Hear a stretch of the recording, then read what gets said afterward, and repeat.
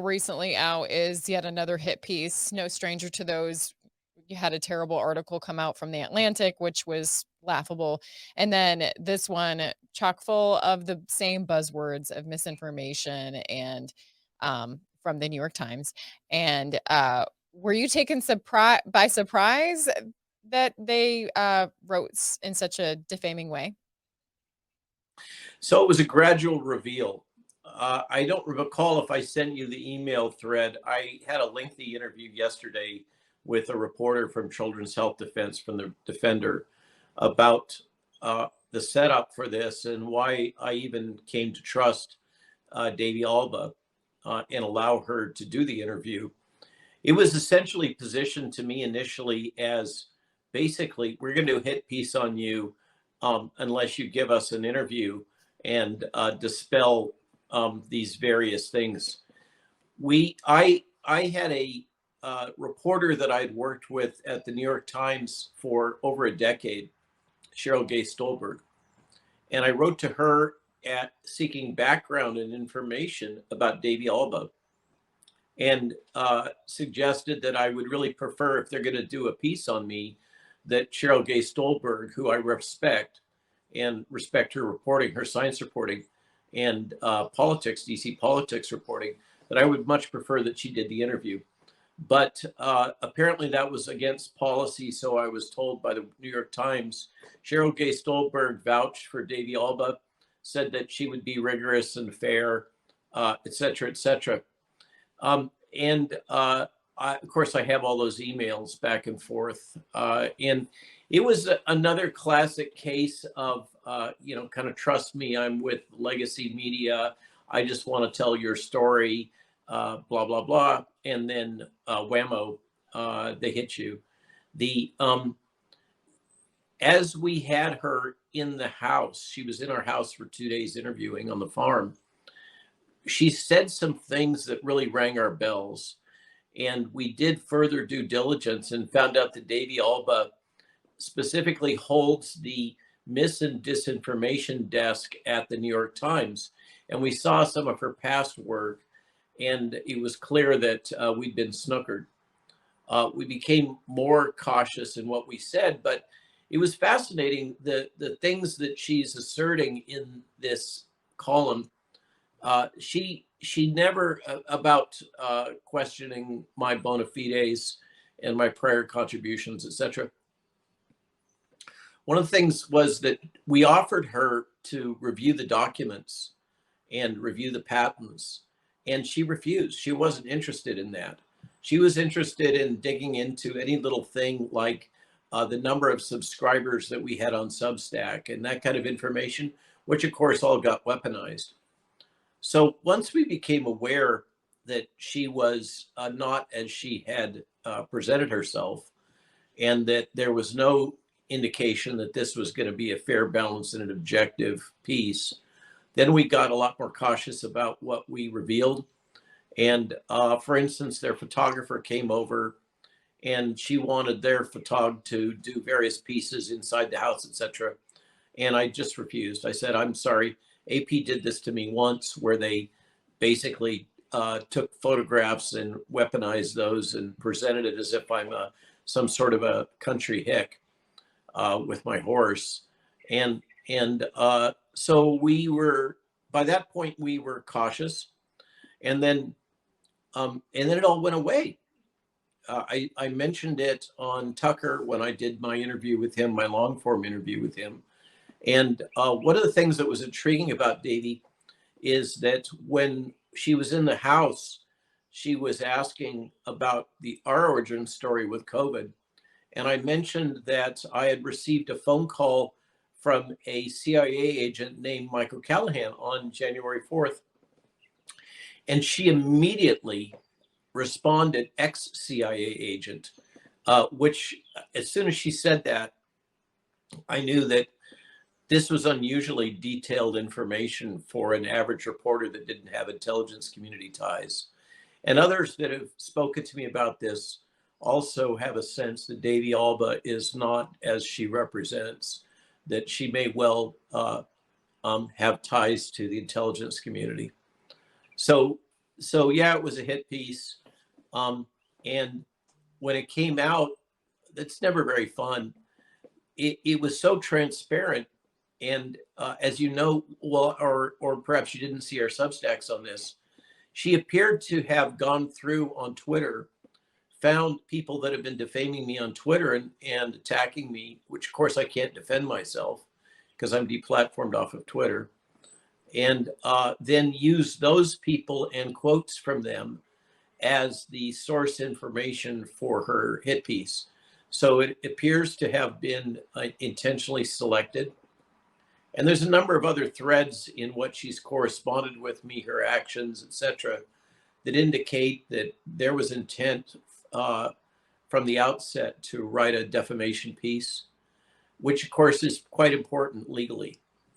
So the New York Times and Davy Alba have received a legal letter from Stephen Biss, our attorney. He'll be serving a number of others. You mentioned one of them a moment ago, and he's a very experienced defamation lawyer who is based in Richmond. And it turns out that there's aspects of defamation law which are quite favorable to our case here in the state of Virginia. So we'll see how all this goes. New York Times has provided comments to Epoch Times regarding this and asserted that they stand behind the diligent reporting that Davy Alba did. I think that's going to be easy to counter.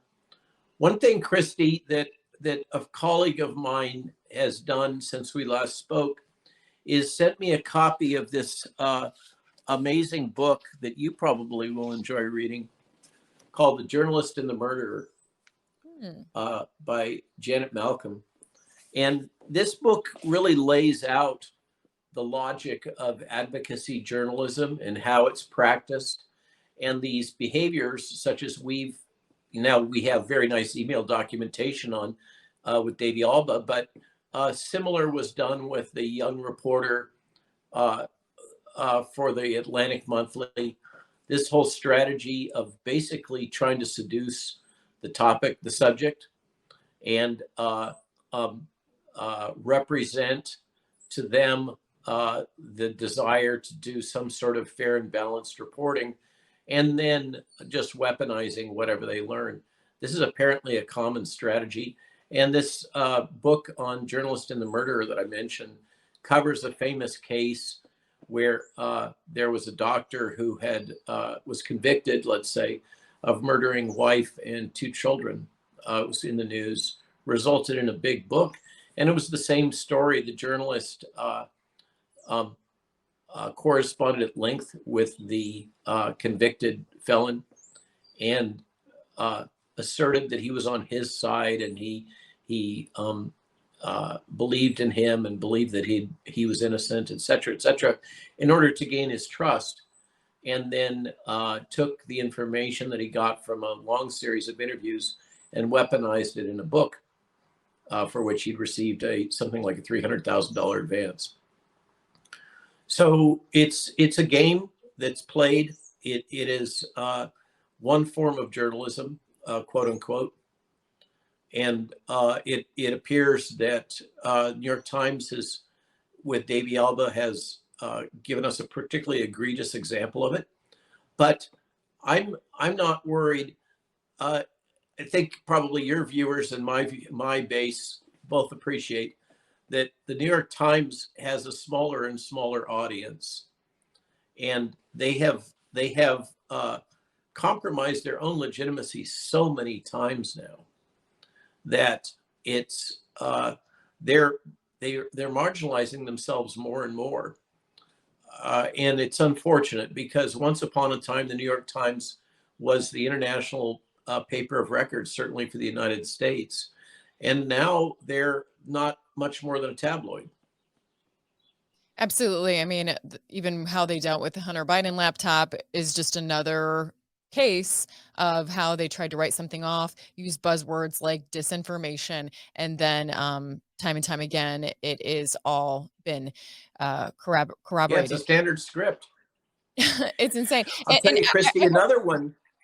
another one that's really remarkable is the press coverage of Ukraine, and I'm not defending the former Soviet Union, the actions of Mr. Putin in Russia in their incursions, but the other day, actually, when I was at the rally in LA, we were approached by a serving lieutenant colonel in the Army who told us he had direct knowledge of what most of us suspected.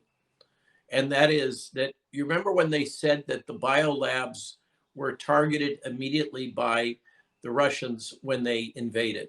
Mhm. Remember that storyline?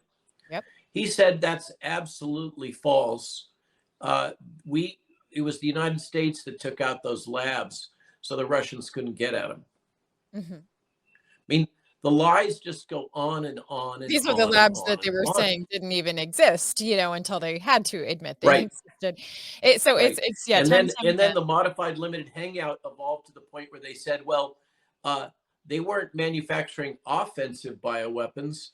To which my response is, what other kind are there?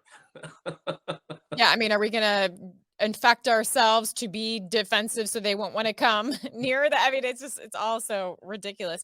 Going back to that New York Times article, though, I do hope that you'll have a strong case, in regard to the malicious intent of the article when you just consider the very forward facts that there are. I mean, here you have even acknowledged in the article that your wife was going over, pulling up the documents, and there was no and you offered them for her to actually look at them and corroborate what you were saying, and there was no effort to do that.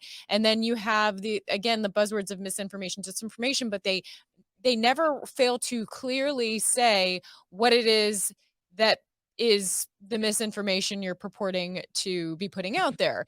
And then as far as giving both sides, like you said, if there was malicious intent to only speak to those that had unfavorable things to say, as opposed to reaching out to anyone that could agree with your contributions to the mRNA technology.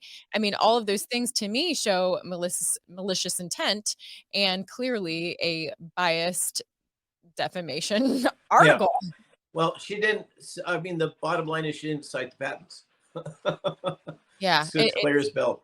it's insane, and I mean, as So a reporter, you're expected to investigate, and I mean, especially when you're offered documents to look over, the blatant disregard of that is absolutely insane.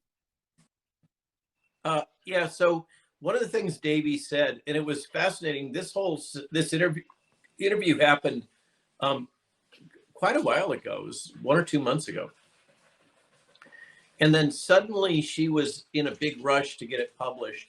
She had told us that she wasn't in control of the article and its contents, that it was being dictated from above from her editors. Interesting.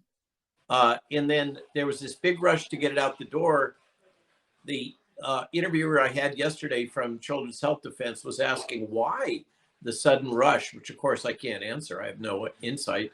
But I do note that Davey Alba was no longer employed by the New York Times and had taken a position with Bloomberg in one of the tiny little sub Bloomberg journals. So, as Tucker put it, downwardly mobile.